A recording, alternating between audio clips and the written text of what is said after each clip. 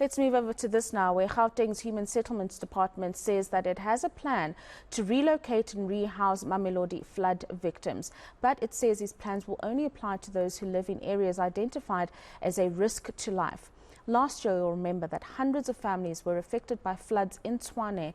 The department spokesperson Tahir Sema joins us now for the very latest. Thank you very much for your time this afternoon, Tahir. Maybe if you could just give us a couple of details of exactly what this plan to relocate these victims affected by the floods last year actually looks like. Good day and thank you for having me. Indeed, we do have a plan, and we are committed to this plan. We have indeed purchased land to relocate people to habitable spaces.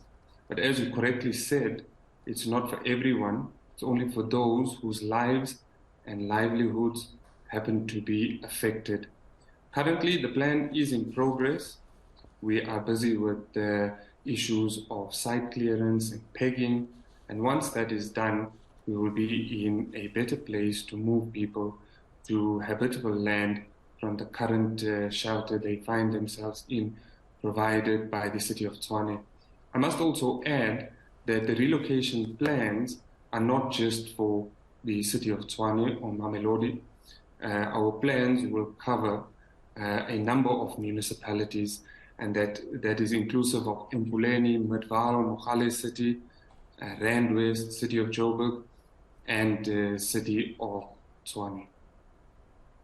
In terms of your assessment in carrying out this plan that you've just described to us, how many people who you say have their lives and livelihoods affected by these floods will be benefiting from the relocation? Do you have that exact number of people or households that will be benefiting from it? We don't have the exact number at this moment in time. However, we can say that it does include a number of people predominantly affected by living on flood-prone areas or zones. These people require the most urgent assistance, and these are the people that we are currently targeting. It is also for this reason that we want to caution Gauteng residents that the illegal occupation of suitable or unsuitable land is dangerous, illegal, and punishable by law. So it's unwise and unsafe to reside alongside these flood-prone zones. So we're currently doing this assessment to see how many people we can assist. And of course, from our side, we'd like to assist as many people as possible as part of the relocation plans. And we will be able to make further announcements in February, once we are done with the full assessment, the site clearance, site pegging, and the actual purchasing of the land that will be required to move people to more suitable grounds. Mm-hmm. And in terms of timeframes, Tahir, what are you all looking at in terms of the plan being carried out, the finalization of the buying of the land, as well as the building of the structures for these households to move into? Have you guys given yourselves a sufficient time frame in which to complete this? Yes, indeed. We are targeting February this year to have concrete plans in place to move people to suitable land. We are also in the process of hiring 500 fit and agile people that will assist communities and residents in the actual relocation process. And this includes the construction of structures and the moving of assets. And so we are currently busy with that. The advert is out to employ these people to assist communities. The site clearance and pegging is underway. So we are indeed targeting February this year. We are working as fast as we possibly can, given the current situation. And we will indeed come back to update yourself and Gauteng residents on the progress that we had made by February this year. And then if you could maybe just give us some details around where these areas that you've identified are best suitable for these people are, but also issues around dealing with the electricity crisis, for example, and how much of a hindrance that could potentially be for the completion of this project in February, as you have indicated. Unfortunately, I won't be able to give you the exact details of where these pieces of land are in terms of relocation for fear that they may be invaded.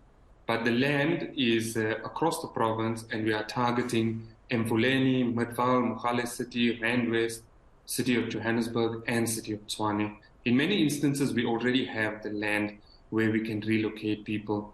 However, as you would also know, our biggest problem currently is the invasion of land. So to protect this land and to ensure that it does indeed get used for its intended purpose, we cannot give or divulge just as yet the exact location of these empty pieces of land that we are to use for the relocation process. There are also a number of factors that could affect and could delay this relocation process, not just the electricity crisis, but also the issue of the high number of land invasions in the province.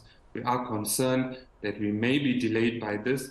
However, we have put in place means and measures to protect the current vacant land so that it can indeed be used for its intended purpose, and that is to relocate people whose lives and livelihoods have been affected to more suitable land.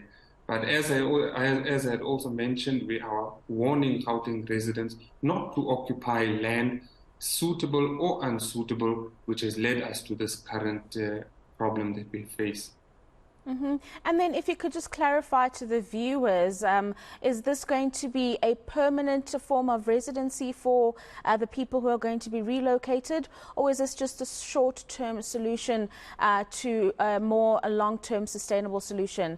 Is this the final solution for these people, or is there something else that is in the pipeline? So the current solution we are providing in terms of relocation would be a permanent solution. People will be given the opportunity to put up more permanent structures. However, we would be assisting those individuals to access various subsidies that we do offer.